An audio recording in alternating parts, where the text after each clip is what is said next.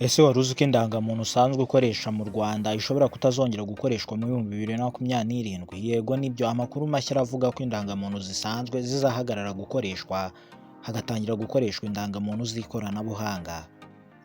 Ariko se bizakorwa bite kandi bizagira akahe kamaro cyangwa se bizatanga izihe nyungu ku baturage?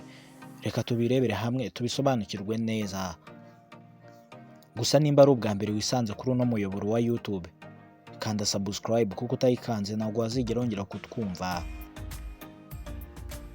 Ikigo cy'igihugu gishinzwe indangamuntu kizwi nka NIDA mu Rwanda cyatangaje ko indangamuntu zisanzwe zikoreshwa ubu zizakorwa mu myaka iri imbere.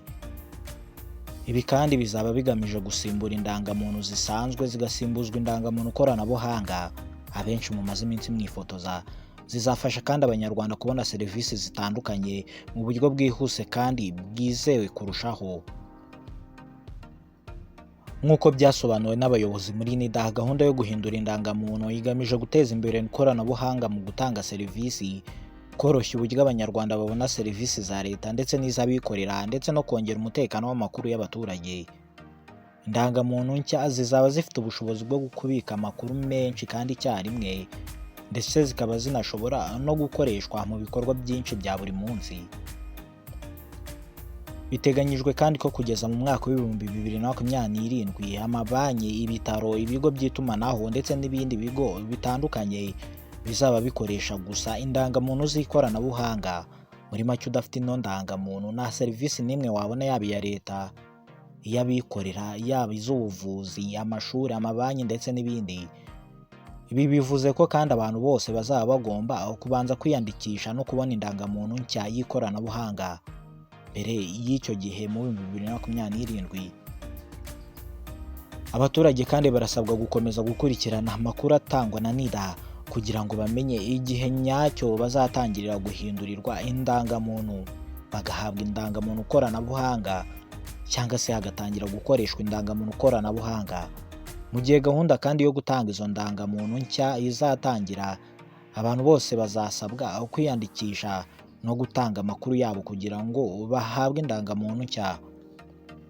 Ese uri kutwumva uratekereza iki kuri izi mpinduka zigiye kuba mu gihugu cy'u Rwanda? Ese wumva indangamuntu z'ikoranabuhanga zizafasha gute abaturage?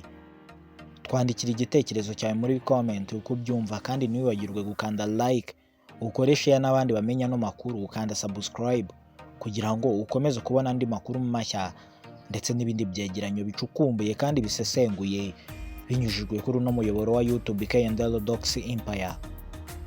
Nge twabanaga nitwa Kwibuka Lonje. Amahoro y'Imana akomeze kubana namwe mwese.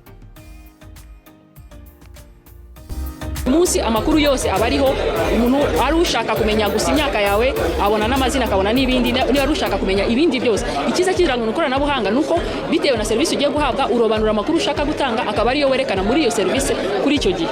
Akaba ari byo bituma bizamura umutekano wo gutanga, yo guhanahana amakuru. Iyo twandikisha abakuru dushobora kureba amakuru dufite kuranga muntu, niba bikeneye gukosorwa tukayakosora. Ariko ikindi kirimo cy'ingezi cyane, twongeye ibipimo ndangamiterere tugomba gutanga. Tuzatanga intoki zose uko ari 10, dufate ishusho y'imboni n'ifoto yo mu maso. Iyo ngiyo yo noneho tukajya tunayisimbura kenshi hashoboka uko umuntu agenda ahinduka, kuko murumva tuzatangira gufotora kuva umuntu akiri uruhinja.